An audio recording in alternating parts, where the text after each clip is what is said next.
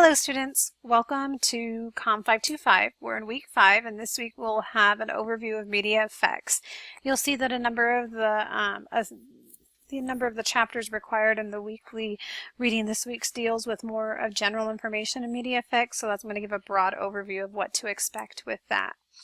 As we move into our week 5 agenda, it's important to know that we are reading chapters 22 and 23. And we are looking at some things that deal with mass media, body images, and the effects that mass media really has on society from that perspective. We are also looking at the TED Talk, The Paradox of Choice, and looking at how the role that has in there, and we're watching a really fascinating TED Talk on social media. Additionally, we're completing discussion board number 3 as well as our critical assignment purpose statement. So it's not the actual critical assignment itself, it's just the purpose statement section for that critical assignment. Do remember that discussion board number 3, the original post, is due on Thursday and the replies are due on Sunday. After reading the article below by Elizabeth Daniels, create a 4 to 7 minute video response of the to the questions that are posed. So in this one, you're providing a video response, just a YouTube video response that tells us what you think of the article that you read, and you'll address the questions listed there. This journal article really looks at the impacts of images of women athletes and body image and how it goes about to shaping how young girls feel about that. And so it's really kind of fascinating to see how that's portrayed and what Daniels found out about this. So you're going to answer those 4 questions listed below in a 4 to 7 minute YouTube response. So it's nothing formal in terms of a written paper or anything like that. Just read the article and answer the questions in a video and post it to the discussion board. Additionally, you'll reply to at least 3 other students no later than Sunday with 300-word replies to each student on their video response. And remember, we're looking at media effects. So it's not necessarily the topic or anything like that, but we're looking at how particular things within media can have a specific effect on the student or on the people that they're portraying within the research project. The next thing we have is within our critical assignment, we're creating our purpose statement. So remember, your critical assignment is a media research proposal, so a media effects research proposal. So we're looking at a particular type of media effects. The research proposal for that is what we're ultimately creating, and this week you're turning in a draft of your purpose statement.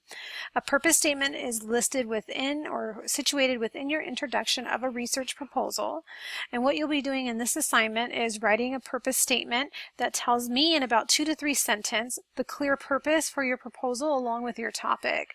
It's usually situated at the end of the introduction and clearly tells the reader what you would like to accomplish within the critical assignment. I gave here some examples of writing effective purpose statements. There's detailed examples of this on Blackboard in the assignment link, so do look through that. But do remember that you do need to write concisely. It does need to only be 2 to 3 sentences. If you think back to your undergraduate student days, a purpose statement is just an expanded or more detailed thesis statement. So it's really the driving force and goal behind the paper and what we're doing and working on.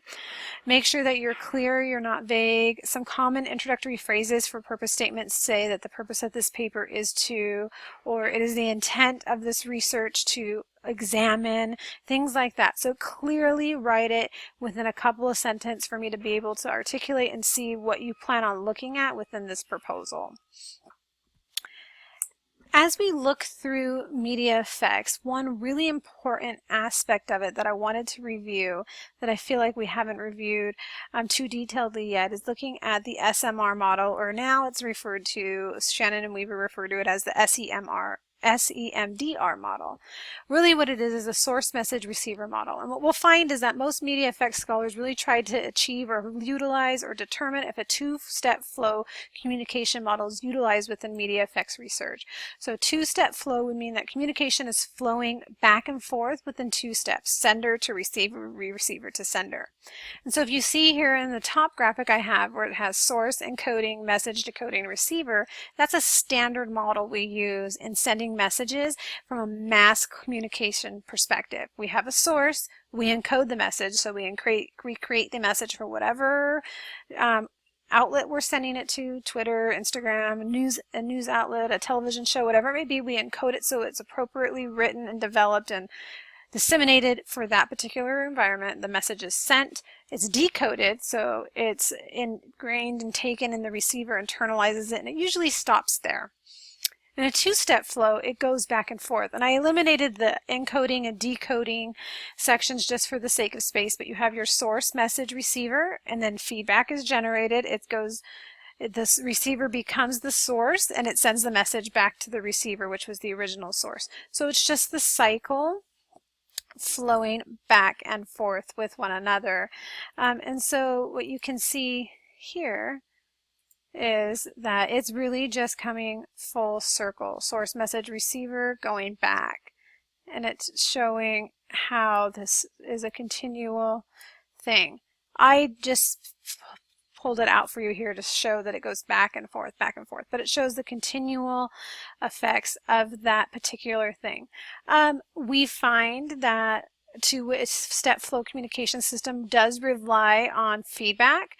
It's the integral role. So what the receiver feels about the message they receive, that is ultimately the media effects.